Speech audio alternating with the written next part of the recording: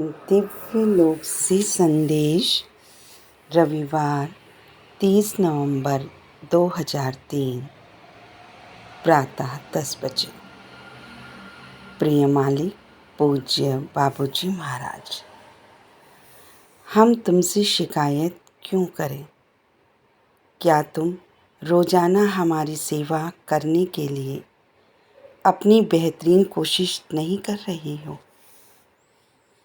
इंसान अक्सर अनुचित विचारों, शंकाओं, पछतावों के सिलसिले से अपने जीवन को कठिन बना लेते हैं, जो उनके क्षितिज को अंधकार में कर देते हैं।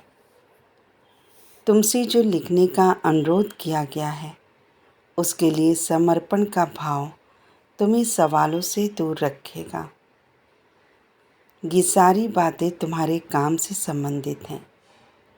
इसे अपने मालिक पर छोड़ दो। हमें उन पर भरोसा है और उनके कार्य वास्तव में प्रेरित हैं।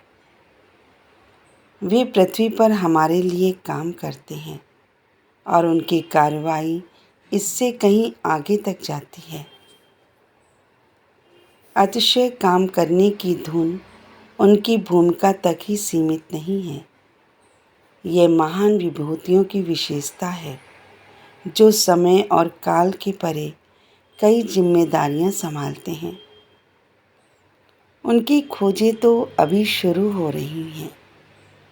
यह ब्रह्मांड विशाल है और उनका काम लगातार अधिक से अधिक व्यापक होता जा रहा है। चीज़ें इसी तरह से होती हैं। वे अभी यहाँ और अन्य जगहों पर अपने भावी जीवन का निर्माण कर रहे हैं। हालांकि वे इसके सभी प्रासंगिक विवरणों को नहीं जान सकते। क्या ईश्वरीय नियमों की सख्ती से पालन करते हुए जीवन जीना और उनके मुताबिक काम करना मुख्य बात नहीं है? हर कोई अपने तरीके से अपने पास उपलब्ध साधनों के साथ इस दुनिया के परे जाने की तैयारी कर रहा है। इंसान के पास खोने के लिए समय नहीं है, और जब रास्ता सटीकता के साथ दिखाया जाता है तो पूरे जोश और समर्पण की भावना के साथ उस पर जाने की सलाह दी जाती है, जिसके बिना कोई रास्ता लाभदायक नहीं हो सकता। मेरी बिटिया, अपना आत्मविश्वास फिर से हासिल करो। हम कई बार कह चुके हैं कि इन संपर्कों को व्यर्थ में आगे नहीं बढ़ाया जा रहा है। हम समझते हैं कि तुम्हारी तबीयत इस तरह की कठिन जिम्मेदारी को निभाने के लिए मौजूद रहने की मंजूरी नहीं देती।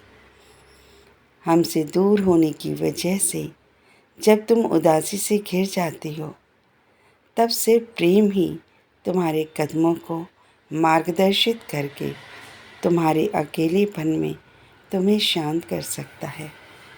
मेरी बिटिया, हम तुम्हें आशीर्वादित देते हैं।